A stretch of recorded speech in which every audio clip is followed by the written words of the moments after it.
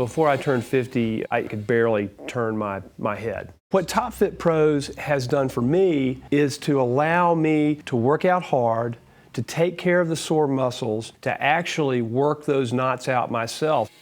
TopFitPros.com. You know, it's amazing sometimes when you stop and think about it, how impacted we are by how we sleep, what positions we use for sleeping, as well as how we sit. Now we're going to talk about the sitting positions in the next video, part 6 of Natural Pain Solutions, which is called Sitting Positions for Hurting Heels, Plantar Fasciitis, and Shin Splints.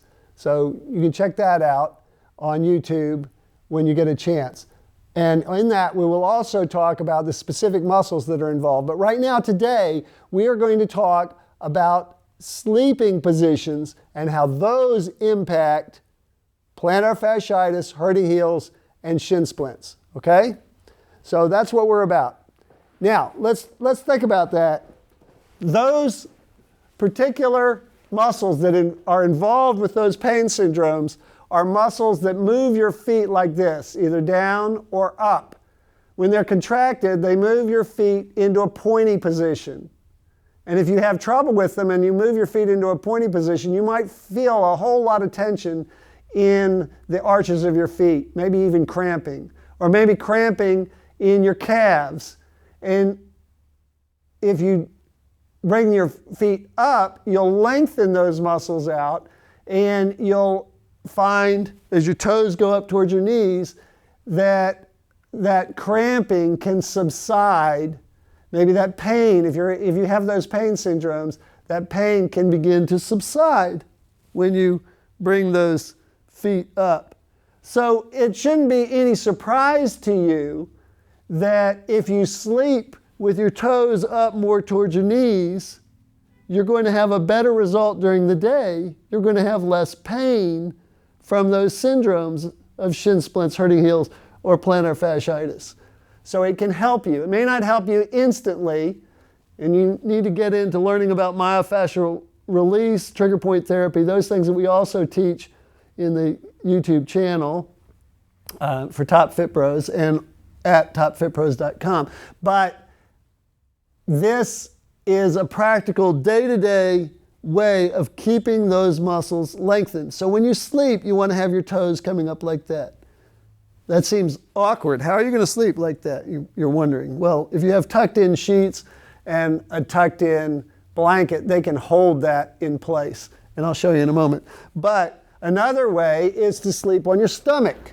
Now, if you're sleeping on your stomach and you put your feet down at the base of the bed, especially if you have a footboard, which is great because the footboard holds your foot in position like this, you can actually have your feet against the footboard or under the tucked in sheets. If they're tightly tucked in sheets, they'll hold your foot in place, and then you can have them pointing with the toes coming up towards the knees as I have right now.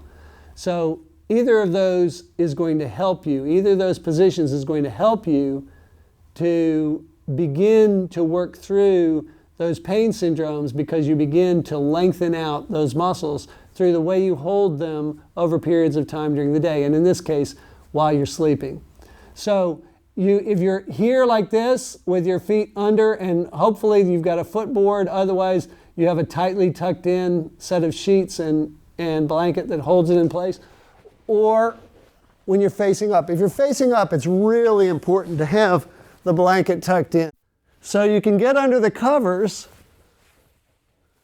and you pull the blanket up and the sheet up, and you see it's holding. If it's tucked in, it's going to hold your feet up. If you like to sleep on your back like this, then that'll work. If you like to sleep on your stomach, same concept. You're lying down on your stomach, but with the sheet and blanket holding it in place.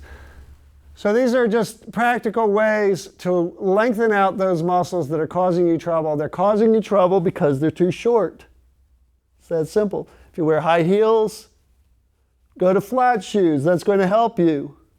Might be uncomfortable at first because your muscles are used to being short when they're in high heels, but it will help you in the long run by lengthening those out over a period of time.